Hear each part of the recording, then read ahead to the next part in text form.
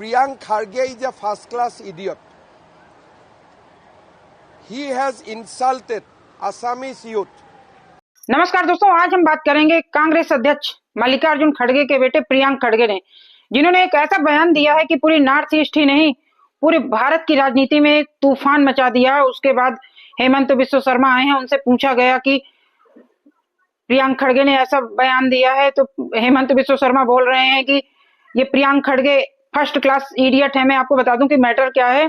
प्रियांक खड़गे ने semiconductor company बोलते हैं कर्नाटक में लगनी थी, और वो कंपनी बोलते हैं कि केंद्र सरकार गुजरात और आसाम में लेके जा रही है। उसके बाद उन्होंने सवाल उठाए कि आसाम के लोगों के पास क्वालिटी ही क्या है, एजुकेशन क्या है, क्वालिफिकेशन नहीं है, नॉलेज नहीं है, और ये कंपनी क्यों जा रही है आसाम।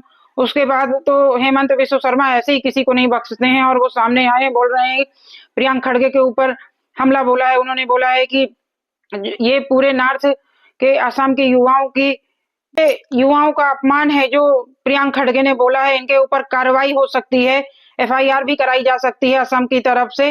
और मैं आपको बता दूं कि इसके बाद उन्होंने ये भी बोला कि ये जो प्रियांक खड़गे फर्स्ट क्लास इडियट है, और काफी राजनीति गरमाई हुई है, तो शायद से इनके ऊपर केस भी हो सकता है। वैसे इन्होंने बयान तो दे दिया है, अब इनके एजुकेशन पे ही बात कर लेते हैं कि प्रियांक खड़गे पूरे स्टेट के ऊपर सवाल उठा रहे हैं कि उनके पास नॉलेज नहीं है, एजुकेशन नहीं है। तो मैं प्रियांक खड़गे का जन्म 1978 में हुआ था, और बीजेपी आरोप लगाती है कि इन्होंने टेंथ में भी ये 3 बार फेल हुए थे, पर इसका तो कोई प्रमाण नहीं है। पर 12वीं का तो अच्छे से पता है सभी को कि जो इन्होंने हलफनामे दिए थे चुनाव में, तो ये 12वीं इन्होंने 1996 से 98 के बीच में किया था। तो आप सोच लो कि 78 में पैदा हुए थे, अगर 98 में किया है तो 20 साल में इन्होंने 12 पास किया है।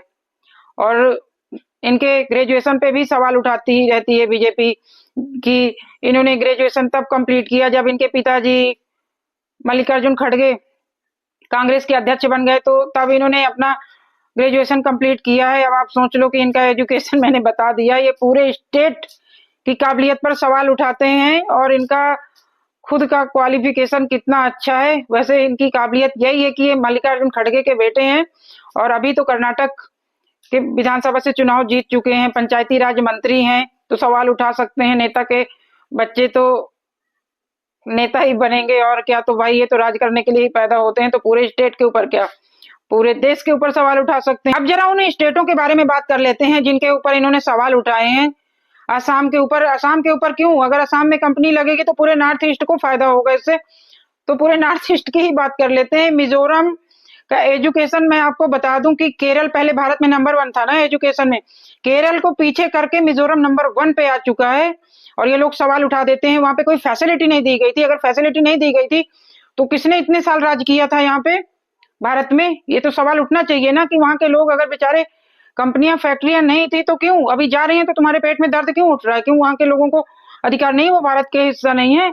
मैं आपको बता दूं कि नॉर्थ ईस्ट में जब छोटे छोटे गांव में अगर 15 अगस्त मनाते हैं ना, इतने धमक से मनाते हैं। जनवरी में तो वहां ठंडी बहुत रहती है किसी किसी गांव में, तो 15 अगस्त वहां बहुत धूमधाम से मनाते हैं, और इतने अच्छे से मनाएंगे, इतने शोर करेंगे कि इसकी धमक जानी चाहिए, चाइना तक इसकी आवाज जानी चाहिए। और उनको ये लोग ना स्टेट को इतना वो करके रखते हैं। वहां के खिलाड़ी देख लो, पूरे विश्व में नाम कमाते हैं भारत के लिए, चाहे जिस भी खेल में देख लो, और चाहे एजुकेशन में देख लो, कितना आगे हैं। पर ये किसी भी स्टेट के ऊपर सवाल उठाना बहुत ही गलत बात है।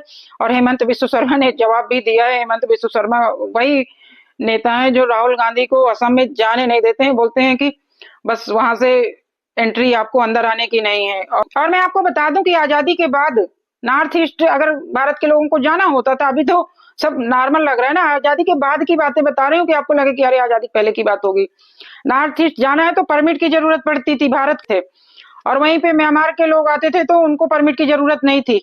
वैसे ही आप देखते हो चिकन नेक को लिए कितना ये अलगाववादी सवाल उठाते रहते हैं। और जब पूरा कंट्री जोड़ा जा रहा है, साउथ को नॉर्थ से, नॉर्थ को साउथ से, तो क्यों सवाल उठा रहे हो? एक होने दो ना, क्यों तुम्हें दूसरे की तरक्की से इतनी ज्यादा तकलीफ हो रही? पूरे भारत का विकास जरूरी है कि बस एक ही स्टेट का विकास होता रहे? दोस्तों, आप लोगों को क्या लगता है कि नॉर्थ ईस्ट किसी भी स्टेट से कम है?